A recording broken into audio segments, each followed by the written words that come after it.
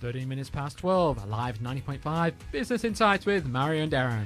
Thank you to all tuning in on a live 90.5.com.au. There is a button in the right hand corner and just a stream online. Thank you to all listeners and thank you to our guest in the studio. Now, Darren and I, we need to introduce our guest, man of the mystery, and nothing less, nothing more. He's quite related to somebody who is, who in 60s, 70s, and 80s left a footprint and left a legacy in horror movies.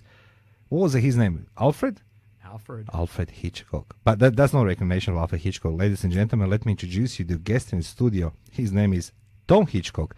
Welcome, Tom, in the studio. Thank you very much.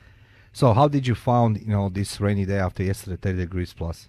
Oh, it caught me out. It's nice. It's a welcome rain, though. It's good for the veggie patch. Yeah, you sound like you're like from UK or somewhere, right? Absolutely. I was actually officially a citizen 2 weeks ago. Yeah. And when I ring my family in UK, they always think I sound Australian. Okay. We think you sound, how do you say British, UK? How do you call them? Oh, British, but then I suppose there's different accents within United Kingdom as well. And you could tell us a lot about that. And so you're probably the Aussie British over there. Absolutely. So last time I went back, actually, when I went to buy a ticket for the tube station at Heathrow Airport, they asked me if it's my first time visiting London. Did you say, what did you say? So where is the accent? Liverpool way? No. Oh, I'm totally gone. Oh, let me guess. It's Sussex. Sussex? I've never even heard a Sussex accent, I think. Okay, can you stop talking to them?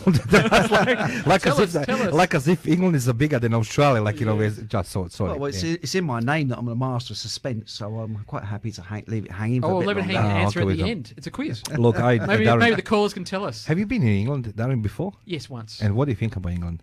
Yeah, it's good. Yeah, it's different than I expected, but I liked it. So good difference. We went off to Salisbury before they tried to poison you out there, but yeah.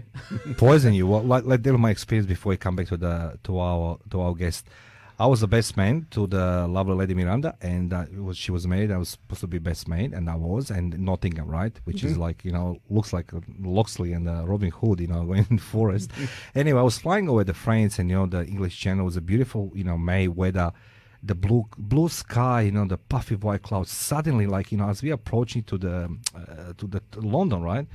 Suddenly grey, and everything has become like, and there's an older gentleman next to me sitting, right? And he says to me, "Is this your first time in England?" Because it's so expression on my face. And, I said, look, I never saw that violent change in weather, from the sunny day to the grey. He says to me, "Now you know, my son, why the Germans couldn't conquer the Britain." I said, "No, I don't know, Spitfires or something." He says to me, "No, because in August, August, September, it's a beautiful weather, only you can fly over there, in Second World War, there was no radars and all this sophisticated equipment." I said, "That makes sense." I said, "What's the rest of the year?" He said, "You're going to see it." So when I went in London, it was raining, dry Nottingham was like, all homes are orange brick, homes, and grass green and grey, and I'm like, is the May? It's supposed to be nice and warm. So that's my experience with England. I was supposed to have the. I feel I should be apologising for some reason. No. So how long in Australia, Tim? Just over 8 years now, which is probably why I get a little bit of an Australian twang here and there. Oh, okay. Here's an interesting fact for you, though. Did you know that Sydney gets twice as much rainfall than London? That is absolutely not true. I can't believe it. I think it might be, but it's in half as many days or something like that as well. Exactly. Okay, so we get the pouring thunderstorms. Yeah. So, who is the Tom Hitchcock apart to being related to Alfred Hitchcock? Who is the Tom? Tom. So obviously I'm from the UK. Did I say Tim? Did I say your name differently or Tom? I'm Tom. I'm Thomas when I've been being told off. Okay. For today so far, I'm still Tom. Thomas, yes. But yes, obviously I'm from the UK, born and bred. I have lived around the world, but I think my upbringing has pretty much made me who I am today. So as we didn't have too much as a child. My mother was a single mum, doing the best she could do in the part of the country which I'm not going to share with you just yet. And I had an appreciation for all the little things in life, and pretty much it set me up later on in life to be very much a self-starter. So I wouldn't rely on anyone to provide anything for me. If I want something, if I want the nice things, I need to go out and get it. I need to go and take it step by step and make things happen. And you know, if I was to pinch myself in Australia right now, it's that sort of upbringing that's made me who I am today. That's for sure. So you come to the beaches. Is that right? Bondi first, or what did Tom do? Tom's not a stereotypical Brit, so no. Okay. I'm speechless now. Like I was just expecting to say, like, yes, you know what I mean? Like yeah, I'm backpacking. Bondi, 10 years, yeah, like, yes. So what was your first thing when you 8 years ago around Australia? So I suppose the only thing which I can say I tick the box on the traditional stereotype of a Brit is I was working in recruitment as soon as I got here. So I could tick that one, but I didn't live in Bondi. Okay. But what I found, obviously, I lived in Spain, I've lived in Italy, I've lived in Holland, and every place I've gone to, I've chosen not to hang around with the expats deliberately. I surround myself with the people from that nation. So in some cases, it's to try and pick up some of the language. And there's always two sides to a city. You've got the tourist side, and you've got the side where the people that live there, the kind of is the real side of the city and the area, and that's what I'm more attracted to. And you get to the heart of Sydney, which is Baulkham Hills and Alive 90.5. And Business Insights, of course. And of course, you met it to the best blogs in the planet. Yeah, if you make it here, you make it anywhere. Yes, of course. Look, I can relate to you, like when you said you grew up in, maybe, I'll say this my way. I grew up in poverty, in communism and all these things, and I know when you're referring to these people, you need to fight for everything. But what prompts you that Tom Hitchcock comes in Australia? So it was a direct flight from the sunny, beautiful island of UK, or is it like just like are you been somewhere else and then you come in Australia? I think the UK is going to get more of a weather battering today. Yeah. Look, I need to my frustration push on you, bro. So like, that's it there. Far away, so just keep a metre and a half away. Yeah, that is absolutely. So what prompts you to come to Australia? So a little bit of a backstory. So I had businesses in Spain for about 6 years that were going very well to the GFC. As soon as that hit and the businesses went down, I chose that I wanted to come to Australia. Yes. For a variety of reasons, but I needed a trade to come here for visa purposes and so forth. Recruitment was the closest to my skill set, and what I had been doing in my business. So I went to the UK to get that experience. I actually went to Glasgow, which is very wet, cold, dreary, and so forth. And I got my experience there. Then the job offer subsequently came from Sydney, and it was to facilitate that move. So you like it, Australia? Yes, I do like Australia. Okay, this is the question we're leaving for the end of the show, Darren and I. But there's a duel of the fates here in the studio between me and Darren with the guests, obviously. Vegemite or Mermaid? It's Marmite all day long. You are being banned from this studio. Ladies and gentlemen, listening to Live 90.5 Business Insights with Mario and Darren. We'll take a short break and come back, and we're going to continue interviewing the very, very man of mystery, Tom Hitchcock. And you're going to hear more about this. Yes, Darren? And the Marmite. And the Marmite, like we're going to ban him from the studio. Thank you for listening to Live 90.5 Business Insights with Mario and Darren, the best business talk show on the planet. And our guest in the studio, Tom Hitchcock from the Purple Patch Consulting. And we'll continue after the short break.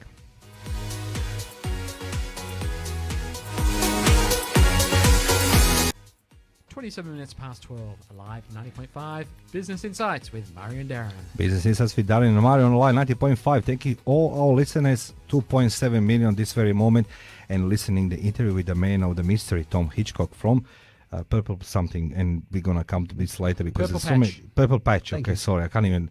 Who has a purple patch, Darren? I mean, that's a clever name, first of all. But purple cabbages, maybe. Purple cabbages in a patch. Purple. We'll find out more. Purple Marmite. We'll find out more. Purple Marmite. We have the new Marmite. But Tom Hitchcock, the man who didn't stop to realize his dreams, is coming from the UK. We still don't know what shire he's coming or what what part of the UK. But we're going to discover this to the end. And all listeners, there's going to be some competition and the riddle. And stay with us to listen more. So the Tom, he was going across the world. You know, you mastered your craft in recruitment, and then you come to Australia 8 years ago. It was not like a rest of the British come straight away on the beach and the sea in the ocean, nice and warm. But instead of this, he took the first thing in his bucket list or box. It's recruitment. So That makes a difference. You look for the job straight away instead of the pleasure. Why is that, Tom? Well, in this case, fundamentally, I had the job offer as soon as I came here. What was quite interesting, though, when I arrived here just over 8 years ago, my first day would have been the Queen's birthday. And When is that, Darren? Some October, right? No. No. Queen's birthday. I know that her real birthday is June. one time. June, isn't it? June it is. I forgot Yeah. that. Jesus, thank you, Tom, for reminding us. and I'd met my boss to start on Monday, and he told me it's the Queen's birthday, and I thought it was very nice of him to let me know. And anyway, subsequently I came to work on Monday, suited and booted. Yes. The CBD was very quiet, much like it is today. And I Were tried you to get in the surprised? office, the lights are off, and I was like, what's going on? So I rang him. And he said, Tom, I told you, it's the Queen's birthday. I said, Yeah, what does that mean? well, what's this mean? And I didn't realise you guys celebrate the Queen's birthday. You have a day off, and we don't in the UK. I was devastated. I feel robbed. We're Aussies. Any reason for a day off? Yeah, we don't have many public holidays in Australia, I must say. Horse races, Yeah, horse races, you know what I mean? celebrate labour. Yeah. I think we have a holiday every second day. That's what it feels like. So the question I do have for you, why recruitment? So recruitment, as I said previously, aligned nicely to what I was doing before. So the businesses that I had were call centres. Yeah. I had 5 call centres and I had a nightclub which was a spin-off from those. So fundamentally, my day-to-day was recruiting people for myself, training them up, making sure I had the right person, the right attitude and skill sets, motivations to succeed, and so forth. So when the business went down and I wanted to pick the trade to subsequently come to Australia, that was the closest aligned to what I was kind of doing day to day. So that's why recruitment. Ultimately, when I started recruitment, it's very different to what I thought it would be. And obviously running my businesses to then being managed and micromanaged in some cases was quite a humbling experience, but it's taken me to where I am today. So why did you venture out on yourself, on your own? Now or previously? Yeah, obviously the Tell us your story. office was Yeah. locked on the Queen birthday, so like that didn't. The office locked. I'll go start my own Yeah, business that straight didn't away. deter There you we to go. stop working. So as Darren says, like, why would you start working for yourself if you have a nice corporate job in a beautiful city as Sydney? For me, once you've been in business, you're always a business person. Okay. Once you know that it aligns with you, once you've got that bit of fire in your belly of an entrepreneur, and you look at business the correct way, yes, obviously it's about profits and outcomes, but what you do to create that, the differences that you make to people's lives, and there's a bit of a thrill in the chase about it. So for me, I like to look at business as a bit of a sport. I could almost argue I'd do it for free because I thoroughly enjoy taking an idea to market, seeing someone reach their potential and just making something happen. But that's a really good from point. nothing. For you and for those you're helping, if everyone feels like they're having fun, even though it's business, Yes, you all win. absolutely. So I'm the person that shouts at Dragon's Den on TV and says all the answers before the angel investors do, because I enjoy it. It is what I enjoy. So yes, out of necessity, I worked for other people again and plugged myself back into the corporate world. I'm grateful for it because I've learnt so much, met some great people, and I think all the time I was going in Monday to Friday, I sort of had one eye open as to what they're doing right, what they're doing wrong, and sort of took mental notes for when I was ready to go myself. So I never really was off duty, if you like. You know what I like about you? Darren and I truly have the privilege interviewing many entrepreneurs, and we all don't. They are not all of us start on same equal foot. Some people have maybe some cash, some people don't. Some people have connections to relationships, some people don't. But what I'm hearing from you, maybe Darren's going to correct me if I didn't hear properly, you are determined. You're making the notes of your life. I mean, in a sense of that you knew what you want from your future business, perhaps. So you gathered the data. You say you recruited people before for yourself and then for other ones, but you're in a corporate world, but suddenly you want to go out. But usually people say we bring experience and knowledge from the previous jobs, but you bring even more. It's your determination to create a better places for for the employees, future employees. Am I correct or am I wrong? Yeah, well, I think you probably hit the nail on the head on that component for sure. So I'm definitely determined. Once I set my mind to something, it will happen. And it's the difference between thinking or knowing. Yeah. If you think it's a good idea, it may or may not work. If you know it's a good idea, you'll make it work for sure. Well, I just going to ask you one other question before I take a short break. When you start working on your own, what was your experience? So you decide one day you resign, obviously, tell the client, your employer, I'm not working for you anymore. What was your experience when you wake up in the morning and you start working for yourself? Well, actually, I'll just touch on that. So the business I was working at before was a very, very good business, and I actually told them months before I was leaving that I was about to, and they supported me all the way through, and they're still in contact now. So I think that business there is a rarity, because usually when you're ultimately going to become a competitor, they can't get you out the door quick enough. So I have to pay respect to them there. But I just felt a new lease of life. Really, it'd been a long time coming. Have you been afraid? Didn't you wake up in the morning and tell yourself, like, I have no salary anymore? Even if you say the money, which we don't need to know, of course. Yeah. But haven't you been afraid? Did you embrace that challenge, or did you, 5 months before this, you listen to deep voices on a podcast around the world, and the man walk through the fire, and all these entrepreneurs who says wake up 4 o'clock in the morning and do these things. Why would you be afraid of stepping into something with uncertainty? Because everybody can say now something, your company, it's very well known, it's established, there's you, but before you become the name and brand, people have the fear and doubts. Obviously you didn't have those ones. I think everyone does, but you can also be crippled by those emotions and thoughts. So I always focus on what I can control, and not what I can't control, and I can control that. So I'll put that out the equation, focus on what I know I can do, and then just, as I said previously, just make it happen. As the emotions I was feeling, which were beneficial to the situation, is I was excited. Okay. So it's a bit like if someone just turns around and says, I want a pay rise. That's fantastic. Okay, let me put you on commission only. Okay, and then you write your own paycheck. Oh, I don't want that, because they're not too sure. Yeah, they want a pay rise, but are you worth it? Yeah. If you genuinely are worth a pay rise, you can go commission only. Okay, and you will, if you are worth what you think you are, you'll earn a lot more. Okay, and that's where I stand. I believe I can, and I am, and I will. Question before we have the short break, and I'll try just a short and the brief, if you can, please. If we can continue after the break. What would be your tip or advice for anybody who tomorrow decide to start a business from the scratch? What would you share? What would be your insight or tip to somebody? Let's just say they're facing the fears and obstacles and everything else, like yourself and Darren, myself, and we all have the lives. There's no certainty. COVID-19, Darren and I saw people around crumble, from executive world. The companies go down, they lost their job. So there is no certainty in nothing. But what would be your number one and only tip to anybody? Because I feel like we're going to introduce you more services you're providing. What would be your tip number one to anybody decide to venture tomorrow to start own business from your experience? The one tip, there's lots. Thank and you, lots Tom. That was a Tom from the pencil. Sorry. I'm used to this. I'm married.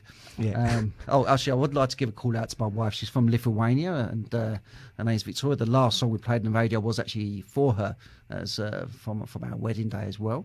So I'm going to get some brownie points for that. The one tip I will give you is learn black box thinking. Sorry, English. Black box thinking. Black Darren. box thinking. Well, about planes flying high, or what is it? It's the beginning of that. So sorry, say again. It's on English. How did you say, please, again? He's a funny guy, isn't he? No, seriously, I never heard such expression. Black box thinking. Yeah, I know there's black hat. Okay, black box. What's the black box? The black box is fundamentally from the plane, but I can go into a lot more detail. Yes, you will. Yes, now, you will. Just before we do go to the break, yes, I'm guessing. So I'm saying a bit further north in Sussex, Kent. Kent is my guess at the moment. There's no prizes, you know that, yeah? I know. Yeah. We'll get there. We'll get out of it. I think it's called. I have a psychic capability. Let me see. Colchester. I think it's Colchester. Ladies and gentlemen, you're listening on Line 90.5. Yeah, 90.5 Business with Mario and Darin. Thank you for tuning in. And we are glad you're with us today. Today with us in studio, it's a truly man who dared to challenge the life and be very successful today. You need to hear his story. Tom Hitchcock from Purple Patch Consulting. We'll come back after break.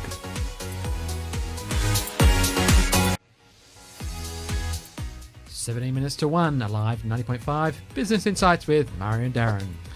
And thank you to our listeners. So live 905 FM Businesses with Mario and Darin.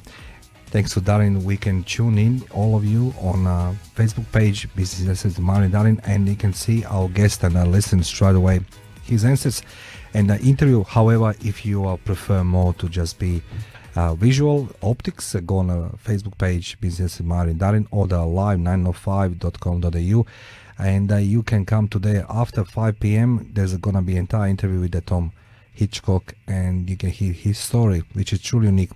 But Tom, before we went for the break, I asked a simple question, and you truly give the simple answer, which we need a more, let's just say, meat around this. I asked you a question: what would be your tip, number one and only tip, in case that somebody comes to you today and say, Tom, I want to run my own business from tomorrow. I have obstacles, I have fears, I have issues, I have no money. You mentioned something called the black box. Can you elaborate for our guest, for somebody starting the business tomorrow, to apply the black box thinking? Absolutely. So black box thinking is advice that I was given that's worked the best for me. So in answer to your question, it's good for me to share as well.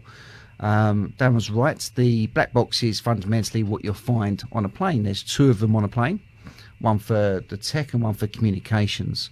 Ironically, they're red, but they're called a black box. They're black box because they only come into play when the worst case scenario has happened. So when a plane crashes and it's terrible news, full stop, that's when you go and dig out the black box to see exactly what happened. Now, the reason you go to look at what's happened is to prevent it from happening again. Okay, so it's basically a post-mortem learning. All right. Now, the way you relay this back to business is when you go to a bank, you show them your projections, your graph, and how you plan things to be. It's very, very, very rare that happens in reality. If you use black box thinking, you create a whole different plan. Okay, and what you do is you turn the post-mortem thinking on its head to pre-mortem thinking. And what you do is you plan for 12 months' time. If the worst thing possibly could happen, and literally the worst, so you're homeless, you've lost all your money, everything's gone wrong, what made that happen? It could be you were lazy, I spent too much money, I didn't do enough work, I was drinking too much, I didn't exercise, it could be something. And what you do is you plan around those and you put in contingency measures. I did that with my business. I planned for a load of worst case scenarios. Unfortunately, I didn't predict COVID, but that is how I planned, which meant that when bad things happened, the curveballs inevitably come, we were prepared. Darin, I never heard such expression, and I truly, truly like it. What do you think about black box thinking? I think black box thinking is a great way to think, and the idea of the pre-mortem to try and discover what may eventuate and be prepared for it. But the idea that, well, if you don't exercise, say, you're not going to get fit. So that's an easy thing to predict. But there are things in business. If I'm not strategically thinking, I'm not going to succeed. If you probably got some other examples for us, Tom, that you could share about your black box thinking and how that has prepared you for your business. A really good example of that most people can relate to right now is working from home. Okay, so obviously you start off at home. I've now got an office in George Street, and obviously back working at home as well. Working at home, you've got a fridge, you've got daytime TV, you can stay in late, and there's all these things that prevent success. Okay, and we've all had to embrace that. We've all had to find contingency measures, shall I say, to make sure that we come back and we deliver what we need to for our employers and so forth. So they're examples, but you break them down and you're brutally honest with yourself. And it is truly about the worst case scenarios, everything imaginable. On that note, Tom, sorry, Darren, if I interrupt you. No, go for it. I'm just all my ears are, literally concentrated now on this conversation because I'm very, very curious. You're saying things I never heard before, and we all have the tendency. I'll say from my experience, because this is community radio, I can't have opinion.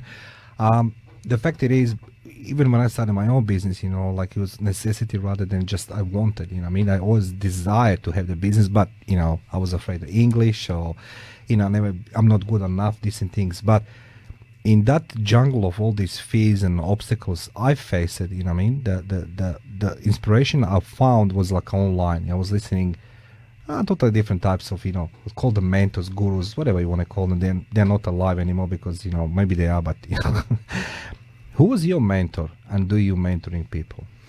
So I had many mentors, in all fairness. So, Okay. for example, when I would walk into an office in recruitment, I'd work out who the person was doing the best there.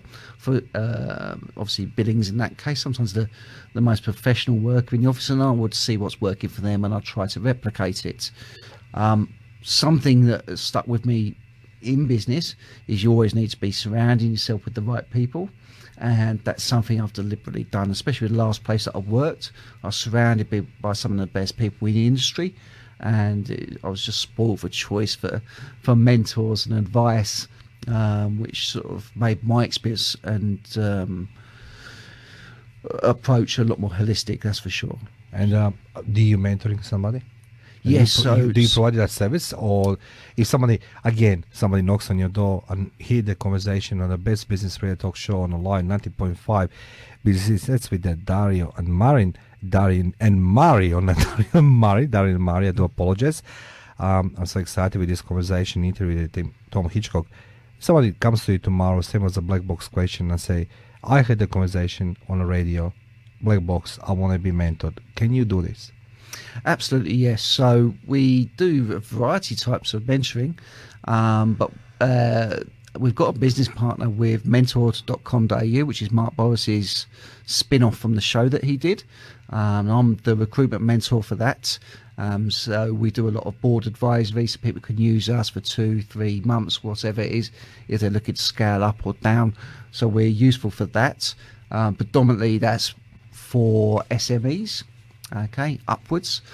And I also do some more personal mentoring for professionals. So we do it, I'm accredited also with the RCSA, and we take recruiters that need a confidential, non-bias sounding board, if you like, to get the best out of them. So we, on an individual and on a business sense, we deliver mentoring.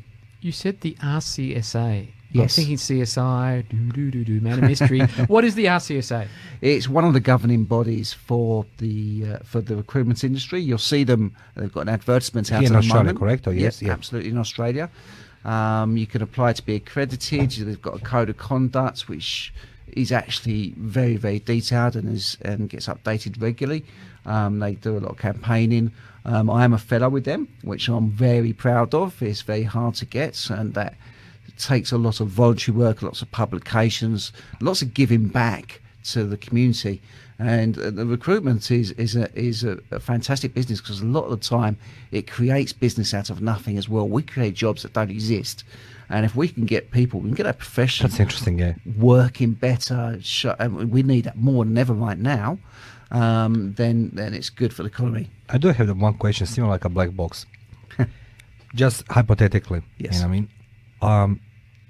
We talk about mentoring this very moment, and you tell me from your point of view, your experience and your knowledge in the day-to-day life, is there anybody cannot be mentored?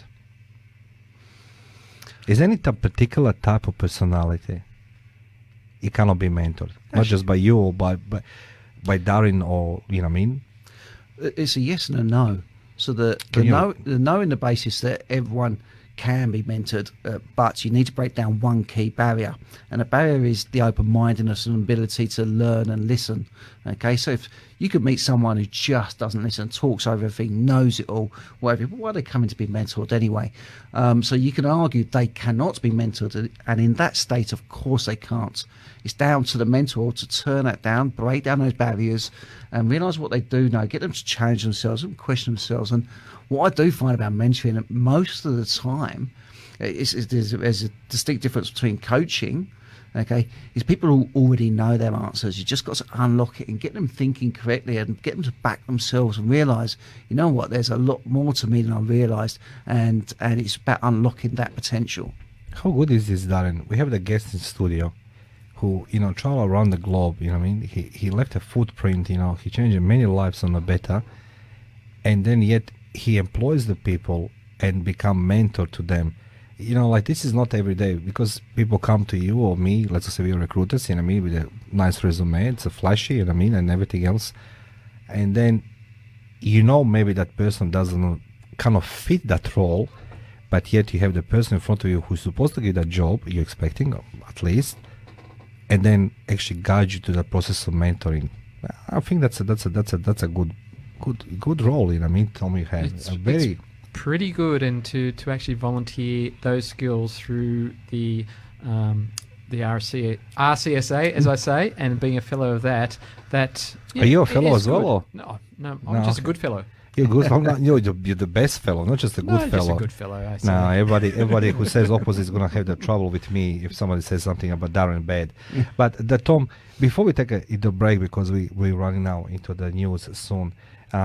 You mentioned black box. That's one thing, mentoring. But to become the mentor, you must experience some obviously obstacles. Would you agree that people should listen more audio and video on, I don't know, other social media, or they should talk to somebody like in flesh and bone and blood like yourself, in person? What would you rather choose, I say I had no choice because I was afraid. I must say I was afraid running my business, and I hide myself behind the fear of that not English is not good, I'm stupid, I'm not good enough. But today I'd rather talking to Darren and learn something new from you. But what would you advise to anybody? Talk to yourself or to listen? And to be honest, gurus on social media. mate, however it comes to you, for me, if you're going to back yourself and you're going to cut yourself off from a regular wage, you need to try every single thing that you can do. And be holistic with that, and that could be speaking to a variety of people, listening to things from many, many different sources, listening to your podcasts, put yourself out there. My biggest way of learning, though, the reason why I believe I'm a half-decent mentor, is to make mistakes. You don't know anything until you try, okay? If I could KPI any of my team on anything else, it wouldn't be calls or anything else like that. It would be just make mistakes. It's the quickest way to learn. Well, Tom, thank you very much. Darren, we should take a break now, and we're going to have the news, weather, no? Traffic. Sorry, traffic? No traffic. Bit of announcement about membership of Live. Yes, as well, that's correct. Yeah, after the news, yeah. Today it's a special day as well. Today is something, those who don't have the access to the Facebook, you can see us in the studio. Darren, he's in today in some colorful t-shirts called the Jersey Day. Jersey Day. What does that mean, Darren? It's about tissue and organ donation awareness. So jerseyday.org.au, or if you want to actually sign up and donate your organs, go to donatelife.org.au. Well, that was a Darren Kebs Davis, very noble from Darren and the team on Alive. And you're listening Alive 90.5 Business Insights with Mari Darren. We take a short break, news, traffic, weather, and we come back. Thank you. 6 minutes past 1, Business Insights with Mari and Darren. And thank you to all listeners on Line 90.5, to all sponsors of this greatest radio station ever exist. And thank you to our guest in studio, Tom Hitchcock from Purple Patch Consulting. We continue our conversation before we went for the break and the news. By the way, if you don't like the weather for next week, I asked Darren to Photoshop again the sun to put every day instead of the rain. I think we need it for this afternoon. Yeah, it's all grizzly now. Yeah, look, I was just planning today afternoon to take some photos, but it's raining. However, let's go continue conversation with our unique guest in studio, the man of many mysteries. We discovered the one mystery where he's coming from originally. Thank you, Victoria. Thank you very much for being very helpful. To our listeners, please join us on the Facebook Business Insights with Mari and Darren, and you can enjoy a conversation, audio, video, with our guest in studio, Tom Hitchcock. So, Tom, we spoke about mentoring before we take the break, and we agree now on this. What you're saying, that people should take it. Everything must come across. To adopt and implement. Even it's videos online or mainstream media or in person, to have the mentor. But this is not all what you're doing. You're extending your services into sales training as well. Yes, so recruitment is our forte. That's what we go in on. That's Yes. primarily what we do. Behind that, we have a variety of business services. Obviously, mentoring's another one, Yeah. and it all combines up to the full consultancy package. Sales training has been a massive success for us.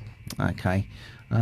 Because obviously, if you revert back to what I was doing previously, with the call centres and train everyone up, and we had 127 staff at the time, so it was a decent size operation. And what I've learnt over the years, and working with some of the best in Sydney as well, so we work as a good unit. The sales training we do is absolutely spot on.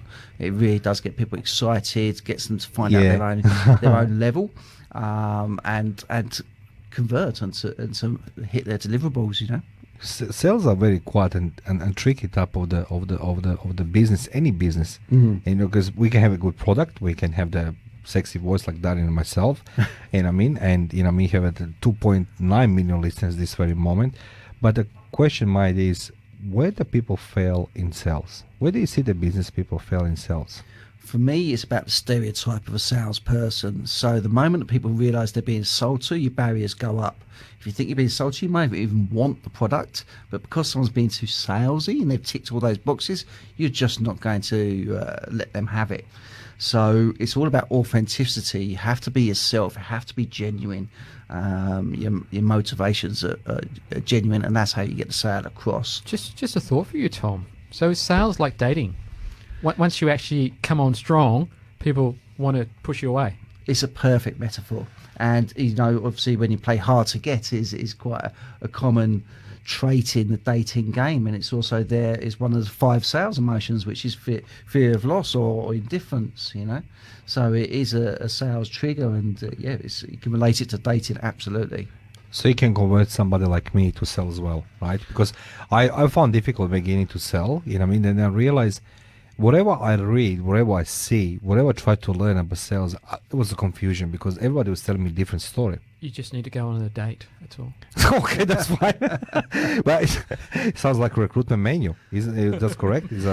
Yeah, so the recruitment menu is actually our USP for Purple Patch Consulting. And we've got a few components to the business, but we can't compete with the big boys, not yet anyway. Yeah. So USP. A USP, so is our unique selling point. Oh, unique selling point. Okay, and it's so if you are unique from what you're doing, then you're not competing in a crowded market. We do that with every single thing that we do, and the recruitment menu is a massive part of that. So within recruitment, pretty much Australia-wide, it's one model. It's a percentage of the salary of the person that starts. Okay. The question I have that outside the recruitment of your business, and Yes. Darren and I, because Darren and I, we I feel like we're observing what's happening around us, and I feel like we're truly privileged having you in the studio today.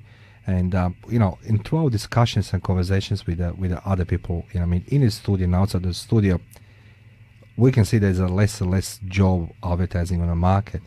Now, is it smart to somebody, I read the other lady, she sent 700 resumes in 1 month, like to get any job, right? And I think myself, like, I know from my experience that when I was looking for the job, you're adjusting your resume to that role, but it doesn't make a sense because you just 60% of your resume is not your resume anymore. You just mumbo jumbling same thing over and over again. Well, that's right. If you're sitting there saying, I think I can take that job, yeah. But if you're adjusting who you are, then you're not really the right person for that job. That's correct. Unless you can transform yourself, which most people can't overnight. How do you see the market being hit by COVID-19? The market is a recession-based market, so it's not candidate-driven anymore like it used to be. So if you was negotiating a salary and you were the right person for the role, you're in the driver's seat. Now you're not. It's the employers in the driver's seat 'cause they have choices. So it's just switched the other way around. Because of the number of the applicants? Absolutely. There's an really? abundance of people. Obviously, specialisms and hard to fill will generally remain hard to fill. Yeah. But it's very crowded. So my advice to job seekers out there is don't get despondent if you're not hearing back. There's just so many people applying for these roles right now. In relation to the CV point there, obviously, you don't tweak your CV so that you're a different person. You bring out to what someone so they can see the right attributes, which is genuinely you, for them to see. Because you only get about 6 seconds on the CV to get up their attention. So how do you Okay. spot this resume or CV in front of you? Like you can see, it's being heavily altered. Sorry, like for example, I send my resume and you're looking for the, I don't know, for the pilot, right? I mean, I never fly, let's just say commercial flights, but I altered. I know the mechanics, I know the engineering and everything else. How do you spot that this person, that resume is not done good job, but doing that resume? And is there any repercussions, or you blacklist that person, or how this works in recruitment industry, not by you? Yes, so everything's worked those first 6 seconds, and there's the big no-nos, which everyone knows, which is massive gaps, spelling mistakes, bad grammar, formatted badly, all those Okay, things. don't talk about my resume. We're talking generally speaking. Yes, I wasn't going to name you, but as soon as you walked into that, 6 seconds, I'm thinking it's like a date again. yeah, yes. It's always dating It is in my like- mind. What's in my mind? Yes. Well, it's interesting you talked about emotions earlier. So it takes 6 seconds to get angry. Okay, it takes 6 seconds to create an emotion. Okay, so the potential employer will take 6 seconds to make their mind up pretty quickly if they're going to progress your CV to interview stage. Okay, that's all you've got. So you could, within that 6 seconds, the emotion of seeing a mistake, no, they're no good. They feel that person's substandard. Okay, but you must stand out. So you're talking about a pilot, you must pass what I would call a blink test. Okay, so this person's a pilot, I will read on, and you will get more than 6 seconds.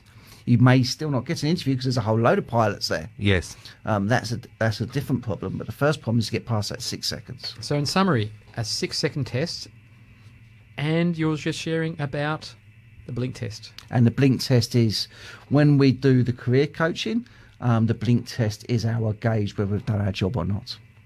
And is that a long blink or a short blink? It's a blink. A blink. Blink and you miss it. Make you saw yourself stand out. You've got Did you 6 seconds. did you watch Johnny English movie? Yes. When he's in Mozambique and it's like slow motion, it's like he's. It's like-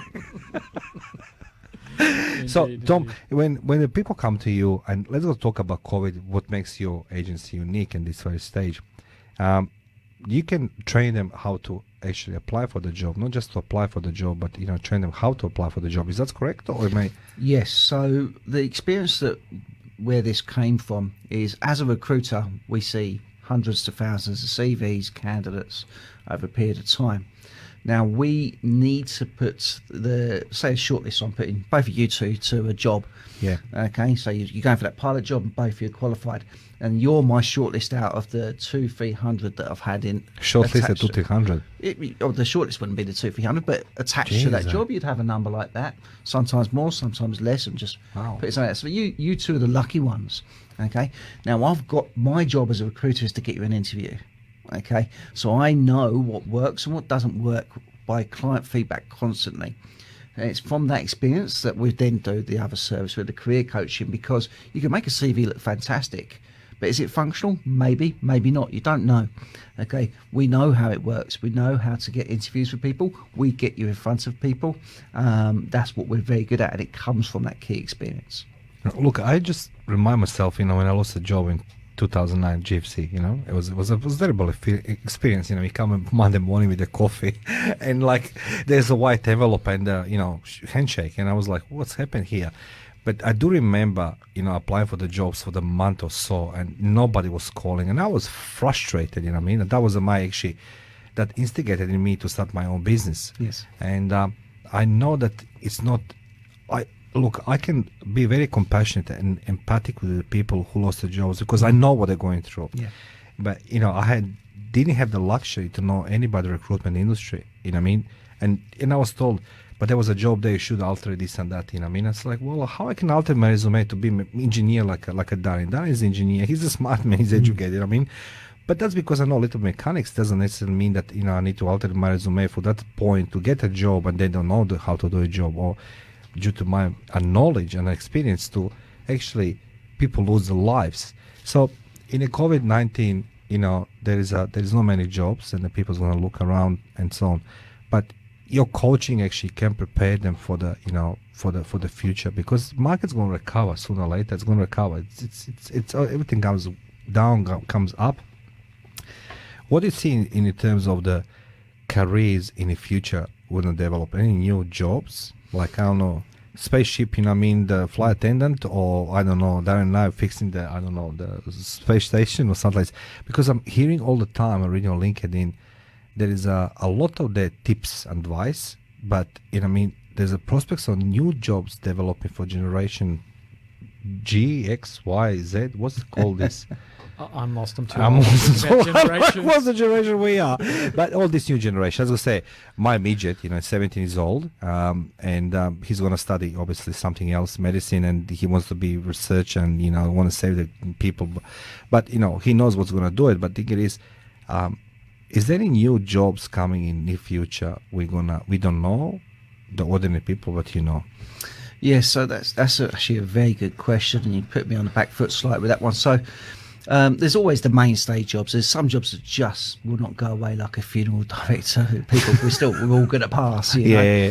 But if you're planning, there's a lot of jobs that amalgamate, and the title changes. So a project manager now is doing what a construction manager used to do, just randomly out there, and they amalgamate as business changes, it evolves, it gets more efficient, and you realise that this person can also do this because they're kind of doing that anyway.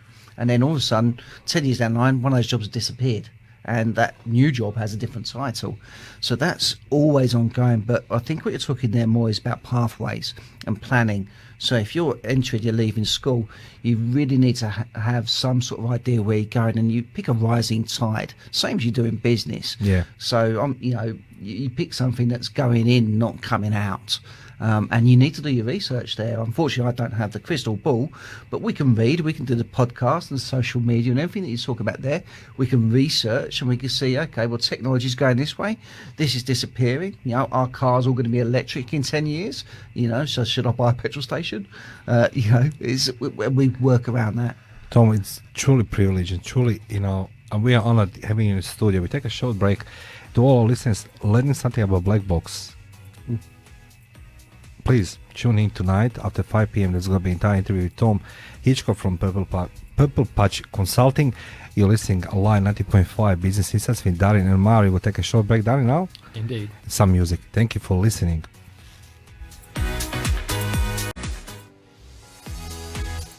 24 minutes past 1, live in 90.5 Business Insights with Mari and Darren. Thank you to all listeners and sponsors of this great radio station, Live 90.5 FM. To all listeners, please join us on our website, live905.com.au. Press the button Stream Now, and you can come on Facebook if you like to see video. Our guest in studio, Tom Hitchcock, who will share with us past hour and 25 minutes in studio and talking about recruitment, but not recruitment. He is the mentor, and his company as well do the sales coaching. Now, this is sounds to me, like we're going to some type of catwalk. First we have the winter clothing, we have the spring, summer. Now, what are we saying? Autumn, whatever it is. It looks like a catwalk. Your business. Am I said this properly? I think you've picked on something there. You got some inside information. Well, Victoria, thank you very much for the supplying Darren and myself in the studio with all this info. Yeah, the catwalk. It's something related to a business called the catwalk. Is it a fashion parade? Or? So this is actually a really nice new product which we hope to launch by now, but COVID's pulled that back just because of meeting people face to face. Yes. We've got a fashion designer, catwalk model, who's come in to work with us to train people in the corporate world catwalk confidence.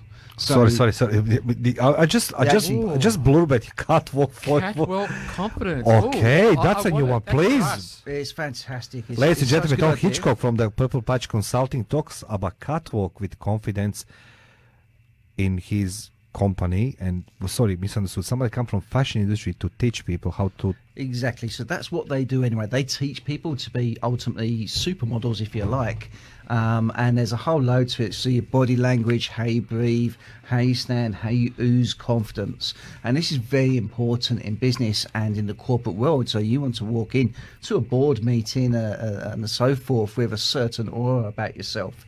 Now this is what he does it for the fashion industry.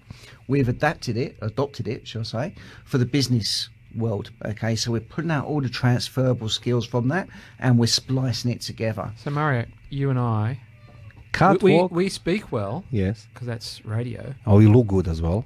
Well, we look good, but we've got to look better and have poise on that we always can be. Catwalk. We always can, Put it with our Is great it voice. We with could that take song? the world on, Yeah. make it 5 million listeners. What do you think?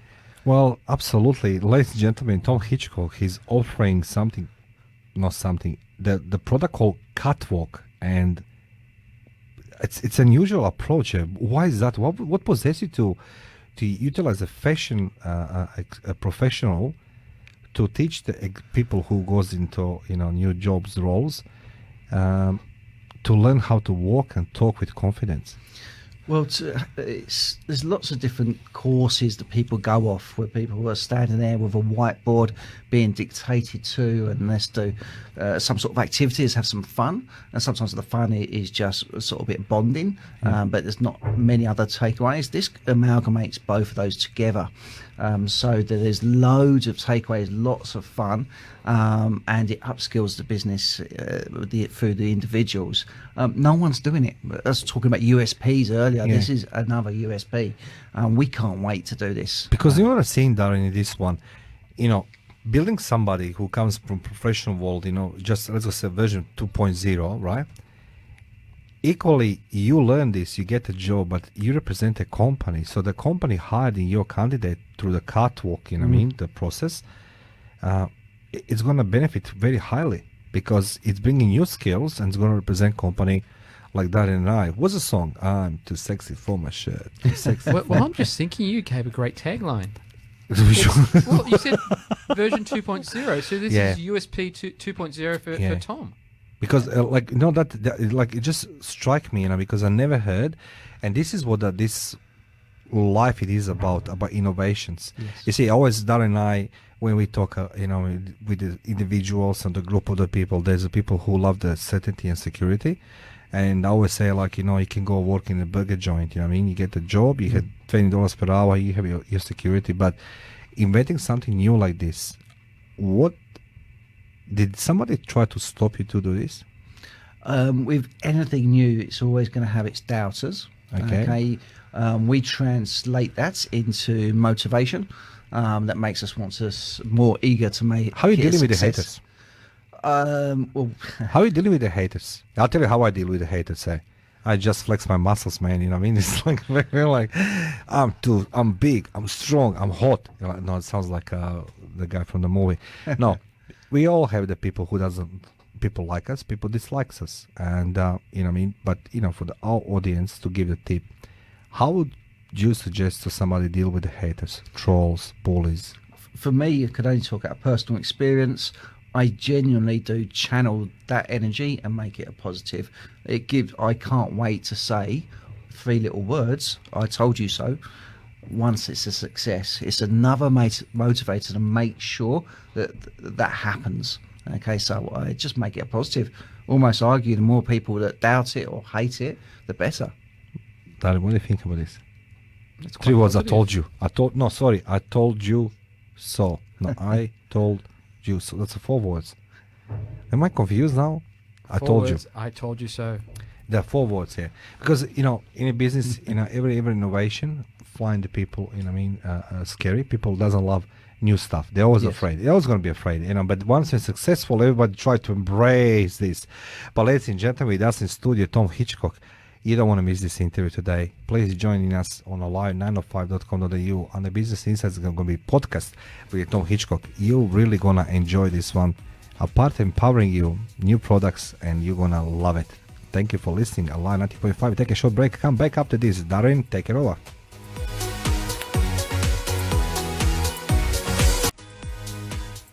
Twenty-five minutes to 2, alive at 90.5. Business Insights with Mario and Darren. And thank you to all listeners of Line 90.5, the greatest radio station on the planet, and this awesome business radio talk show, Business Insights with Mario and Darren. Darren and I are truly privileged to have in studio today Tom Hitchcock. So, Tom, before we continue, another question. You told us at the beginning you were relative to the Alfred Hitchcock. Share with us. So when I was a young boy growing up, as you know, in Essex. Yeah, we know now this. Thank you, Victoria, again. My teachers used to call me Alfred all the time, and I had no idea why. And obviously one day I said to my science teacher, Mr. Lister, I said, "Why are you calling me Alfred?" And he said, "Well, it's famous Alfred Hitchcock." Yeah.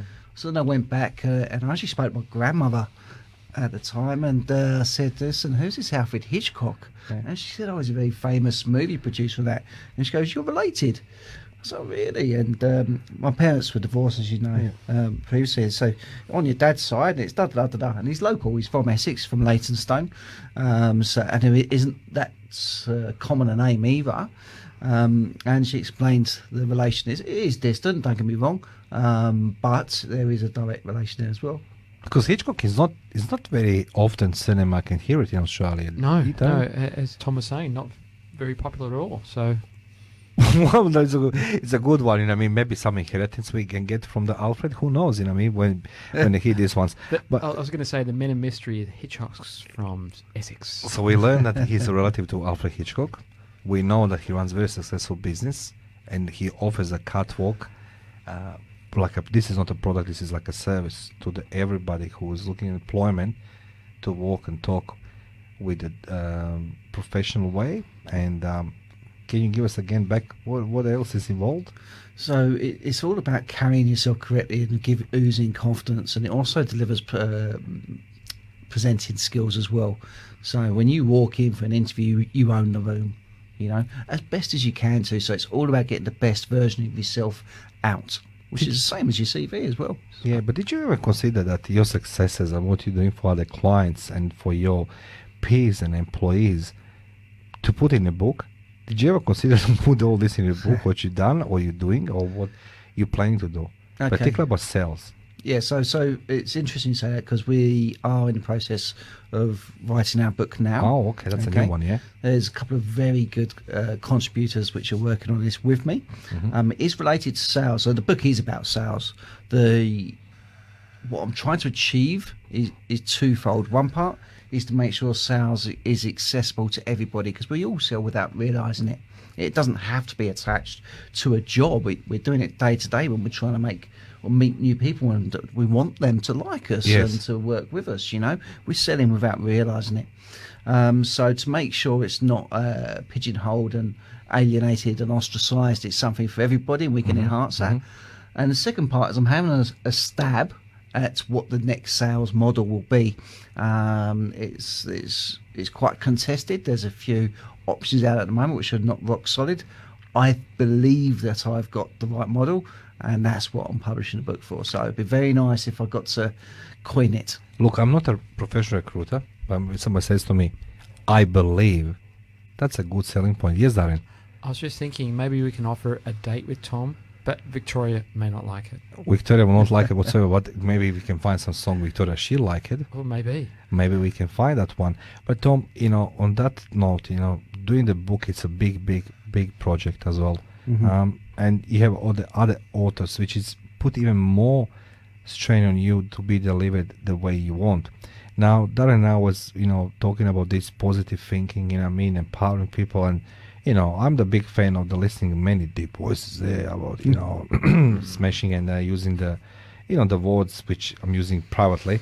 But there is some type of how would you call this, like a mystery going in this arena of the social media and the guru saying everybody should wake up 4 o'clock in the morning, start the day and conquer the day.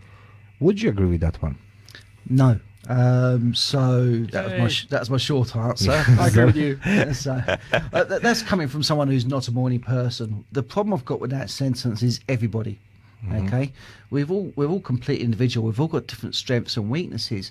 The people who get out very early need to go to bed a bit earlier. You know, you still get the same productivity. We just do a different shift. Yeah. Okay. I'm not a morning person, but I do make the most of my time right up until I'm not functional and my time diverts into other things. Okay.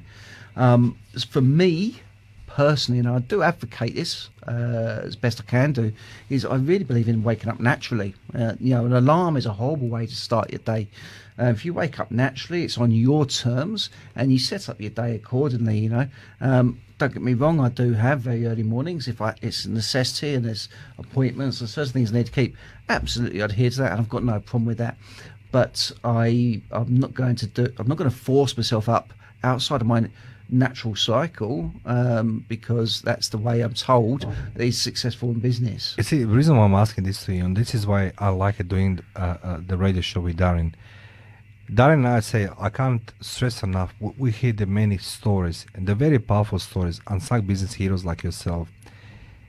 You don't have the Hollywood glitter, the stars behind you, you know what I mean, the crew who is recording you like 24/7 and, you know, walking to the fire, whatever it is. But at the end of the day, reality check comes from the people who works day to day, who doesn't have that Hollywood glam like yourself.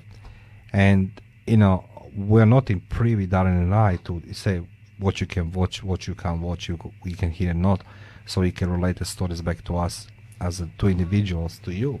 And, you know, I mean, I'm hearing this 4 o'clock in the morning, and, you know, but should wake up 4 o'clock in the morning, but it doesn't make a sense, right? It doesn't make a sense for one simple reason. When I was in military, and it was 10 years of the most stressful my life, and I do remember on some of the classes of the some, you know, teachings, and the wars usually start between 3 to 5 o'clock in the morning.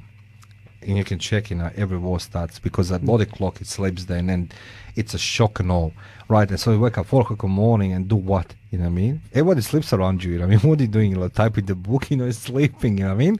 So this is why I strongly suggest everybody to talk to Tom Hitchcock, because he has experience and he's somebody who's very successful. He knows what he talks about.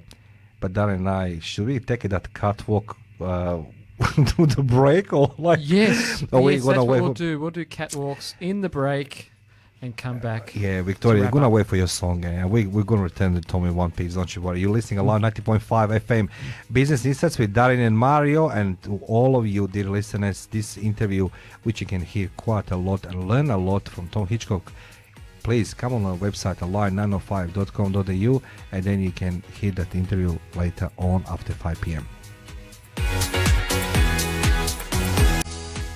30 minutes to 2, alive in 90.5 Business Insights with Mario and Darren. And I'd like to say, first of all, and most foremost, thank you, Victoria Hitchcock, for the sharing the details. We need to know where the man of mystery was born in Essex, so we know that he related to the Alfred Hitchcock.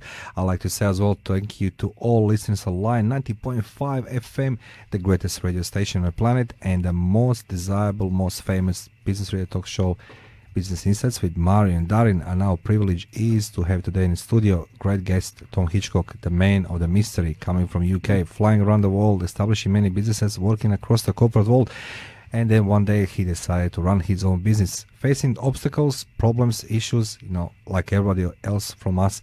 He still found the time, and you know, in the COVID situation, he's redeveloped, reinvented some things, which I'm strongly advising you to visit his website, which we're going to mention a little bit later. But before we have the his announcement of his website, I like this sound, Darren. It's just changing. You know, I mean, it's beautiful. It's like, you know, what I mean, this is when you have a producer and the best friend, Darren Caps Davis. The sound's changing, but my voice become more sexy and better. I like to share competition part, which we announced it now. I like to share this with you, but I have no idea how to pronounce or read this riddle, so I'll leave this to my partner in crime, Darren Caves Davis and Tim Hitchcock, to share with our listeners. So everybody who wins 14 days Bora Bora, first class, next weekend, need to fly. Well, we've got insider knowledge here, so aren't we going to win, Mario? We're off to Bora Bora.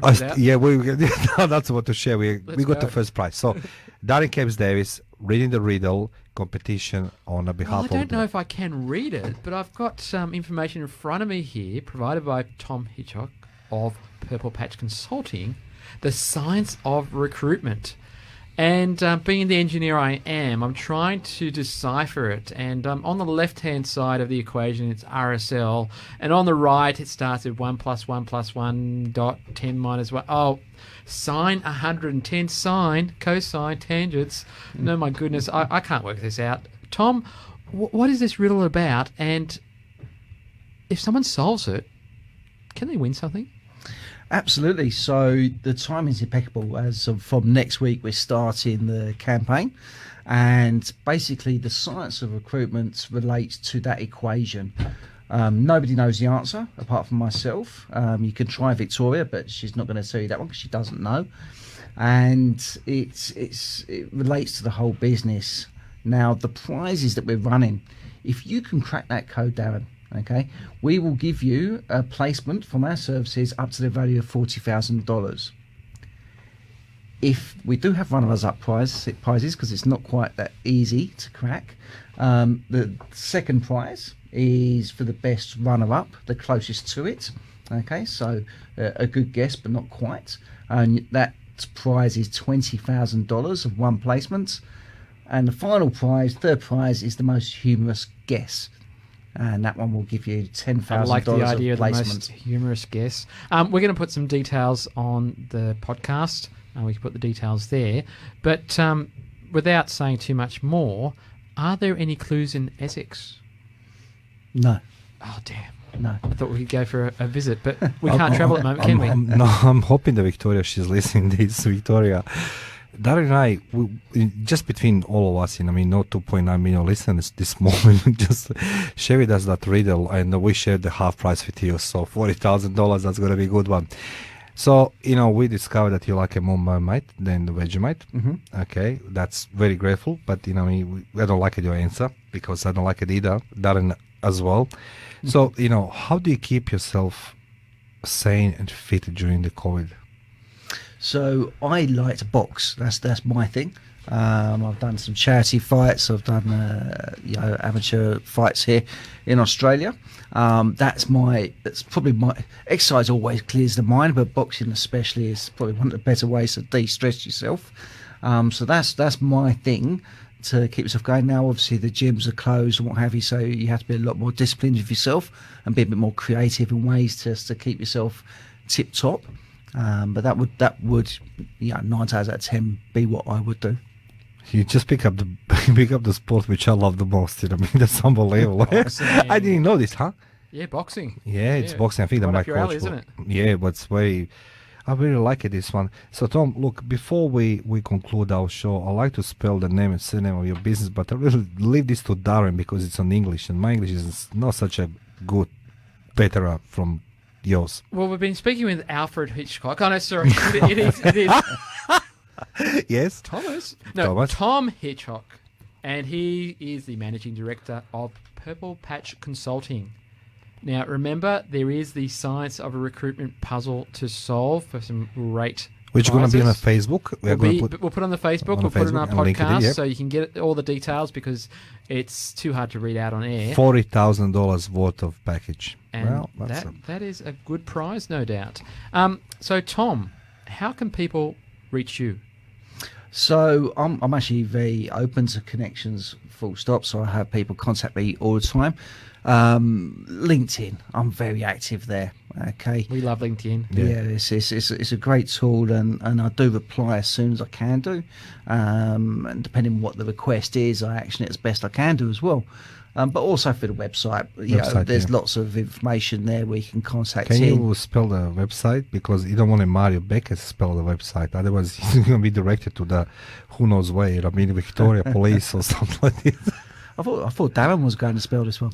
Well, it is www.purplepatchconsulting.com. Fantastic.